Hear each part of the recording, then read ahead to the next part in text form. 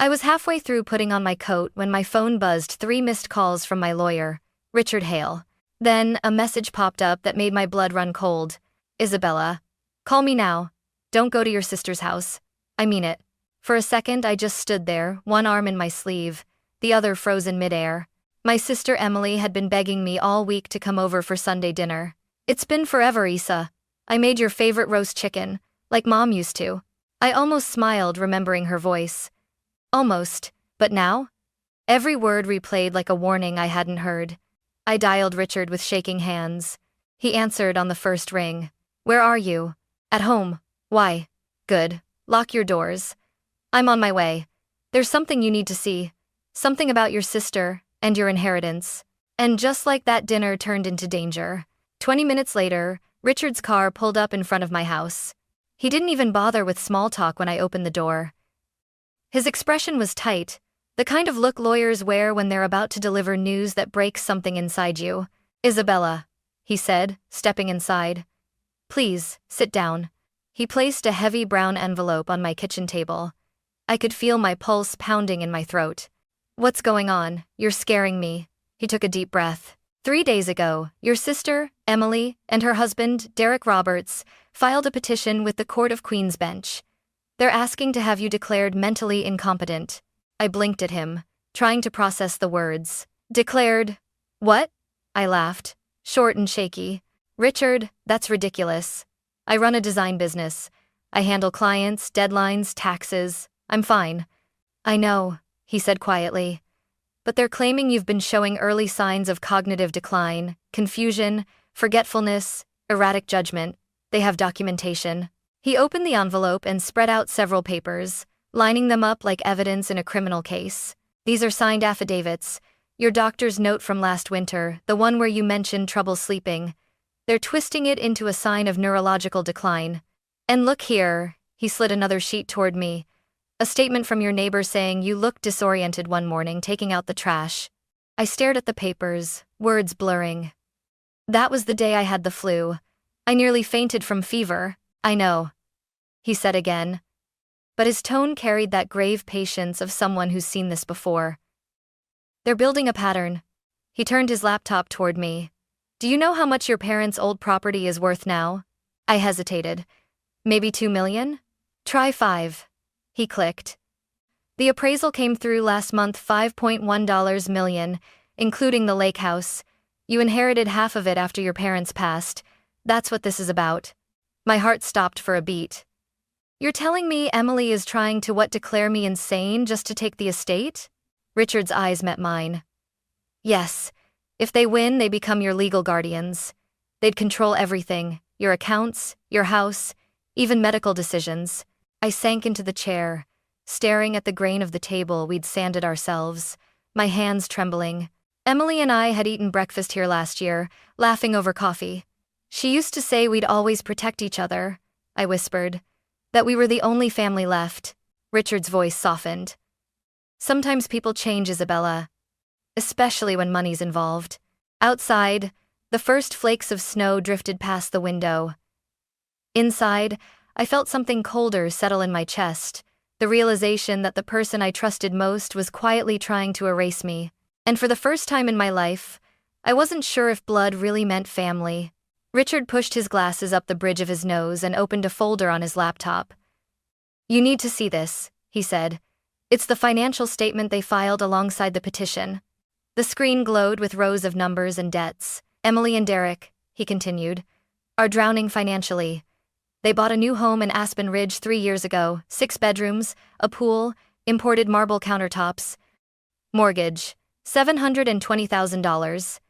Derek's eco-tech startup burned through $400,000 in losses. Their credit cards are maxed out and they're behind on property taxes. I stared at the numbers, my mind spinning. So they want my assets to fix their mistakes. He nodded grimly. They're arguing that you've become vulnerable since your parents died, that your emotional state affects your decision-making. They're framing this as protection, but what they're really protecting is their lifestyle. My voice cracked. She's my sister, Richard. She knows I've been careful with money. I didn't even buy a car until I was 40. I believe you, he said. But she's been collecting little moments, selective snapshots of normal forgetfulness. Every time you mixed up a date or misplaced your keys, she probably took note. I remembered the way Emily used to hover when I paid bills online last month. "You should let me help," she'd said sweetly. "Technology can be confusing." I'd laughed it off, thinking she was just being protective. Now that laughter felt naive. Richard tapped another file. "They even brought in your family doctor, Dr. Benson. He wrote a vague note about you, appearing distracted during an appointment last fall. That was when Mom's estate documents were still unresolved." I snapped. I was grieving, not confused. Richard exhaled. "I know. But in court, grief and incompetence can look dangerously similar on paper." Silence filled the kitchen. Only the hum of the refrigerator punctuated it. "So what do we do?" I finally asked. He leaned forward, his voice steady. "First, we prove you're of sound mind. I'll set up an independent psychiatric evaluation. Second, you'll start keeping a daily log appointments. Meals, conversations, anything that shows structure and awareness. Third," he hesitated, "you can't let Emily know we know. If she realizes, she might destroy evidence or rush the process." I swallowed hard. "So I have to pretend everything's normal?" "Yes," he said, "even friendlier than usual if you can manage it." I almost laughed again, but there was no humor left in me. Dinner and deception. Perfect. Richard's tone softened. "I've seen families do terrible things over money, Isabella. But I've also seen people win with preparation and proof. You're not alone in this." I nodded, though inside I felt hollow. The woman who once braided my hair before school, who held my hand at our parents' funeral, that same woman was now plotting to declare me unfit to live my own life. And I was beginning to understand. This wasn't just betrayal. It was war. From that night on, every hour of my life became evidence. Richard was relentless but methodical. "You'll keep a daily log, Isabella," he said. "Every decision, every errand, every phone call. Timestamp everything. If they claim you're forgetful, we'll drown them in proof." So I did. I wrote down everything: what time I woke up, what I cooked, who I talked to, which emails I sent. At first, it felt absurd, like living inside my own surveillance file. But after a week, I understood the purpose: control. It gave me back something Emily had quietly stolen: credibility. The next step was the medical evaluation. Richard scheduled an appointment with Dr. Elaine Moore, a geriatric psychiatrist known for her sharpness and empathy. During our session, she asked me to recall lists, solve puzzles, and interpret proverbs. I nailed every question. When she closed her notebook, she smiled. "Miss Carter," she said, "you're as mentally sharp as anyone I've evaluated this year. I'll have my report to Mr. Hale within 48 hours. It felt like oxygen after drowning. But pretending around Emily, that was the real test. On Wednesday, she called. Her voice was coated in syrup. "Hey, Isa. I feel awful about last weekend. You just vanished on me. Why don't we try again this Sunday? I'm making your favorite lasagna." I forced a light laugh. "That sounds nice." It's still getting stand in the room. Oh, and if you could bring those papers I asked about, the estate documents, I'll help you sort them. You know how confusing legal stuff can be." My grip tightened around the phone. She was baiting me. "Sure," I said softly. "I'll see what I can find." When I hung up, I texted Richard immediately. "Isabella. She wants me to bring estate papers Sunday." "Richard, don't. That's a setup. They might film or record you acting confused. Keep pretending everything's fine." That night, I couldn't sleep. I kept replaying Emily's voice in my head, the warm tone that once comforted me when Mom died. Now it sounded rehearsed, poisoned with intent. I went through my photo albums, scrolling through pictures of us. 2 little girls at the lake house, covered in sand and sunshine. 2 teenagers whispering secrets under the covers. 2 women hugging at our parents' graveside. What happened to that sister? The one who promised, "We'll always take care of each other." A dull ache spread in my chest. Betrayal doesn't arrive with thunder. It creeps in quietly, smiling, calling you sis. I closed my journal that night and whispered to the empty room, "I won't let you take my life, Emily. Not my money, not my name, not my mind." Somewhere deep inside me, fear finally shifted, turning into something sharper. Determination. Friday night, as rain drummed softly against the windows, I heard a timid knock at my front door. When I opened it, I froze. Lily, my 15-year-old niece Emily's daughter, stood there, soaked and trembling, clutching her backpack like it was the only thing keeping her upright. Lily? What on earth? Please, Aunt Izzy, she whispered, glancing over her shoulder. Can I come in? They don't know I'm here. Her voice cracked on the last word. I ushered her inside, wrapped her in a blanket, and made her cocoa. She looked like a ghost of the bubbly kid who used to braid my hair and ask for art supplies every Christmas. After a long pause, she pulled out her phone. I know what Mom's doing. And you have to hear this. I frowned. Lily, what? She pressed play before I could finish. Emily's voice filled the kitchen. Once the court declares Isabella incompetent, we'll sell her condo and transfer her accounts to me. She won't even realize what's happening. Then Derek's voice followed, low and calculating. That'll pay off our debts and buy us time with the investors. After that, we can rebuild. And then Emily again, her tone sharp like a blade. She's had everything handed to her. It's about time it went to someone who deserves it. Lily's hands were shaking as she stopped the recording. I found Dad's tablet unlocked. They were talking about you like you weren't even a person. I know it's wrong, but I recorded it. For a moment, I couldn't speak. The world tilted, my breath stuck halfway between rage and heartbreak. Lily, I whispered, you just saved me. Tears welled in her eyes. I didn't want to betray Mom, but what she's doing, she's not the same person anymore. She talks about money all the time. It's like she hates you. I took her hand. You did the right thing, sweetheart. Sometimes doing the right thing feels wrong when it's someone we love. Created. I sent the file to Richard that night. He called back almost immediately. Isabella, he said, voice steady but tight. This changes everything. This isn't just a guardianship case now, it's fraud and financial exploitation. That recording is direct evidence. What do we do next? We file a counterpetition, he said. We're going to take this to court, and this time, they'll be the ones defending themselves. As I hung up, I looked at Lily, my niece, my new ally, the only innocent left in the wreckage Emily had created. Outside, thunder rolled across the city, but inside, I finally felt calm. For months, Emily had been writing the script to steal my life. Now, thanks to her own daughter, I finally had the ending. The morning of the hearing, the sky hung low and gray, a mirror of the storm inside me. Richard and I stood outside the courthouse, the marble steps slick from the night's rain. I clutched my folder of documents like armor, my heart pounding in my throat. Ready? Richard asked quietly. I nodded, even though my body trembled. As I'll ever be. Inside, the courtroom smelled of old wood and nerves. Emily sat across from me, her hair perfectly styled, her posture immaculate. She looked every bit the caring sister, the kind who just wanted to protect me. But when our eyes met, something flickered. Guilt? Fear? Or just calculation? Derek leaned toward her, whispering something. She didn't respond. When the judge, Honorable Marcia Caldwell, entered, everyone rose. Her expression was cool, unreadable, the kind of face that had seen every family lie imaginable. The bailiff called the case. Roberts v. Carter petition for guardianship. Emily's attorney, a sleek man in a navy suit, began. Your Honor, this is a heartbreaking case.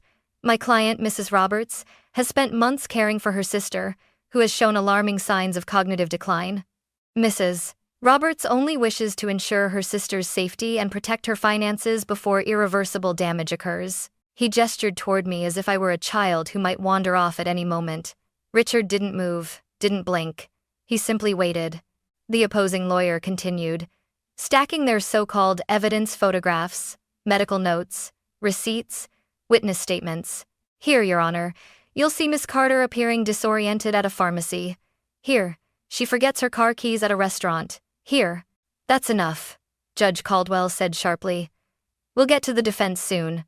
My chest tightened as she turned toward Richard. Mr. Hale? He stood, calm but burning with quiet conviction. Your Honor, this petition isn't about protection. It's about greed. Emily flinched. I'd like to submit an independent psychiatric evaluation conducted by Dr. Elaine Moore, Richard continued. The report states that Miss Carter shows no signs whatsoever of cognitive impairment. In fact, She tested well above average for her age group. The judge's brow arched. Is that so? Richard handed the report to the clerk. Furthermore, I'd like to present evidence that Mrs. Roberts and her husband are under severe financial distress, over $700,000 in mortgage debt, $400,000 lost in a failed business, and substantial unpaid taxes. I mean in the contents, the room murmured. Emily's lawyer stood abruptly. Your Honor, this is irrelevant. It's entirely relevant, Richard snapped, his voice ringing through the chamber. Because it explains motive. He let the silence stretch, then nodded to me. I reached into my folder with trembling hands and produced a small USB drive. Your Honor, Richard said, this is an audio recording provided by Mrs. Roberts' own daughter, 15-year-old Lily Roberts. It captures a conversation between the petitioners Emily and Derek discussing their plan to have Miss Carter declared incompetent and to liquidate her assets for personal gain. Gasps filled the courtroom. Emily's face went pale. Play it, the judge said simply. The audio began to play. Emily's voice calm, casual, venomous. Once the court declares Isabella incompetent, we sell her condo, transfer her accounts. She won't even realize what's happening. Then Derek's voice smug. That'll pay off the debts and buy us time. After that, we rebuild. She's had enough, Emily added. It's our turn. The judge's expression hardened with every word. When the recording stopped, the silence was suffocating. You could hear every heartbeat in the room. Richard stepped forward. Your Honor, this isn't guardianship. This is calculated elder abuse and attempted financial exploitation. Emily's lawyer scrambled for footing. Your Honor, that recording was obtained without consent. This isn't a criminal trial, Judge Caldwell cut him off, and I find it very relevant to intent. She turned to Emily. Mrs. Roberts, would you like to explain why you're discussing selling your sister's property while she's sitting right here, perfectly lucid? Emily's lips parted. That was taken out of context. The judge leaned forward, voice like ice. What possible context justifies planning to take your sister's home? Emily's silence was answer enough. Tears welled in my eyes, but not out of sadness. It was release, the kind that comes when truth finally has oxygen. Judge Caldwell adjusted her glasses. This petition is not only dismissed, it is dismissed with prejudice. Mrs. Roberts and Mr. Roberts are hereby prohibited from contacting Miss Carter or approaching her residence within 100 meters for the next 2 years. Furthermore, I am referring this matter to the Crown Prosecution Service for potential charges of fraud and elder abuse. Legal costs incurred by Miss Carter will be paid by the petitioners. The gavel came down with a sharp crack that echoed through my bones. Emily buried her face in her hands. Derek stared at the floor. I exhaled, shaky, disbelieving, free. Richard placed a hand on my shoulder. It's over, Isabella. But as I looked across the courtroom at my sister, the woman who once braided my hair, who once held my hand through grief, I realized something deeper. It wasn't over. Not really. Because the wounds left by family betrayal don't end with a verdict. They linger, they scar. And yet, standing there under the heavy silence of justice, I finally felt strong enough to start healing. When the gavel fell for the last time, the courtroom emptied quickly, everyone eager to escape the heaviness that had filled the air. But I stayed in my seat for a while, just listening to the silence. It was strange how victory could feel so hollow. Richard packed his files beside me.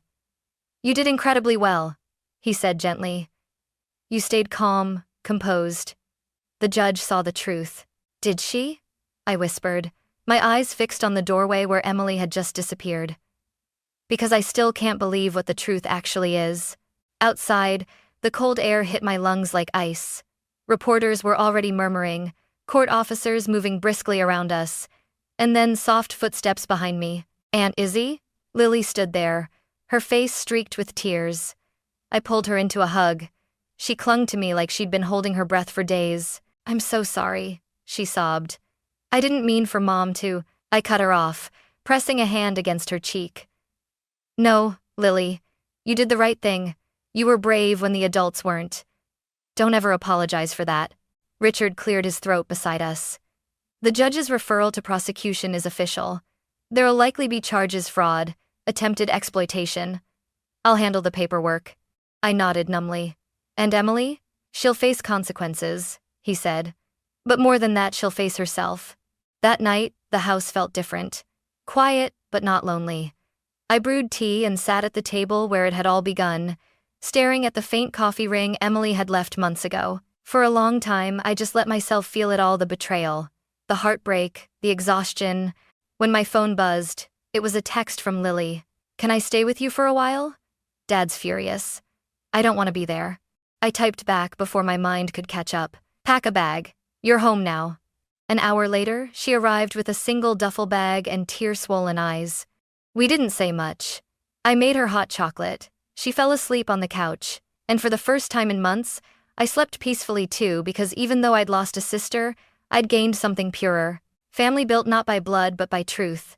Weeks passed, and the house that had once felt like a battleground slowly turned into a home again. Lily's laughter filled the hallways in the mornings as she rushed to get ready for school. We cooked together in the evenings, watched old movies, and planted herbs in the backyard. The silence that used to echo between the walls now sounded like peace. One afternoon, she looked up from her homework and asked quietly, "Aunt Izzy, do you think you'll ever forgive her?" The question landed like a stone in my chest. I set my mug down and stared out the window. The last of the autumn leaves fluttered to the ground. Forgiveness, I said slowly, isn't about pretending it didn't happen. It's about deciding not to let what happened control you anymore. Lily nodded, her eyes glistening. I miss the way she used to be. Me too, I admitted softly. Your mom and I used to share everything. She was my best friend before she became my enemy. But sometimes love gets twisted when money is involved. People stop seeing faces, they see dollar signs. She didn't respond. She didn't have to. That weekend, Richard stopped by with a folder in his hand. I have the final paperwork, he said. Your estate is secure. The court officially closed the guardianship file. But, Isabella, I recommend setting up a trust, something that protects your assets long-term. For Lily's future, perhaps. I smiled faintly. I already made up my mind. He raised an eyebrow. Oh? I want to create a trust in Lily's name, I said. For her education, her independence, everything she'll need to build her own life. She's the only one who stood up for the truth. Lily's eyes widened. Aunt Izzy, you don't have to. I want to, I interrupted, reaching over to squeeze her hand. You saved me, Lily. And more importantly, you reminded me that integrity still exists even in this family. Richard smiled, that rare, quiet smile of relief. Then, let's make it official. When he left, Lily and I sat together, surrounded by open books and half-eaten cookies. The world outside still carried the chill of betrayal, but inside these walls, warmth was returning. Trust wasn't something that could be rebuilt overnight. But for the first time, I believed it could be rebuilt at all. 6 months later, winter melted into spring, and the sharp edges of everything that had happened began to soften. Lily and I drove out to the lake house, the same one my parents had left to Emily and me, the same property she had tried to steal. The road wound between budding trees, sunlight spilling through like forgiveness. When we arrived, I parked by the old dock. The water shimmered in quiet ripples, reflecting the sky. Lily stepped beside me, her hair caught in the wind. Do you ever miss her? She asked. I took a long breath. Sometimes, I admitted. But I think I miss the idea of her more than the person she became. She looked down at the water. I used to think family meant loving someone no matter what. I will see, I smiled sadly. It means loving them without letting them destroy you. For a while, neither of us spoke. We just listened to the wind, the waves, the whisper of a world still turning after everything had fallen apart. Grandpa used to say this lake was where he felt closest to Grandma, I murmured. Now, I think I understand why. Peace doesn't come from who stays in your life. It comes from who doesn't take your peace away. Lily leaned against my shoulder. Do you think Mom will ever change? I looked at the horizon, the sun beginning to sink. Maybe. But that's her path, not ours. When we got home that evening, I walked through the doorway and paused. The same walls that once witnessed fear now carried laughter, warmth, and light. The same house my sister had tried to take from me was now a place of healing. Emily had tried to strip me of everything, my home, my dignity, my future. Instead, she'd revealed what could never be taken. Not my mind, not my worth, and not the love I chose to build. As Lily studied at the dining table, I poured us both tea and smiled. Family, I realized, wasn't about bloodlines or shared last names. It was about who showed up when the world turned against you. And sometimes, the truest family isn't the one you're born with, but the one that stays.